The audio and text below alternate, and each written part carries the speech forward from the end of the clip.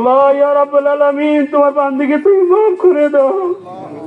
ইয়া রাব্বুল আলামিন, তোমার বান্দির পরিবারবর্গ যারা আছেন সকলকে ধৈর্য সংযম তৌফিক দান করেন। আল্লাহ ইয়া রাব্বুল আলামিন, চৌধুরী বংশে যারা ইন্তেকাল করেছেন সকলকে, এখানে মাটি দেওয়া কবরস্থ হয়েছে যার মালিক, আল্লাহ সকলকে আপনি মাফ করে দেন। দাদাইলে বায়ের সামনে পিছিয়ে যতগুলো কবরস্থ আল্লাহ আছেন সকলকে মাফ করে দেন।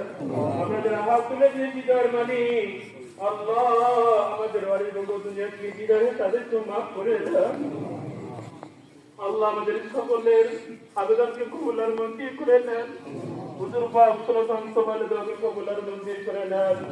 সাল্লাল্লাহু তাআলা আলা সাইয়্যিদিনা মুহাম্মাদিন ওয়া আলা আলিহি ওয়া সাহবিহি আজমাইন।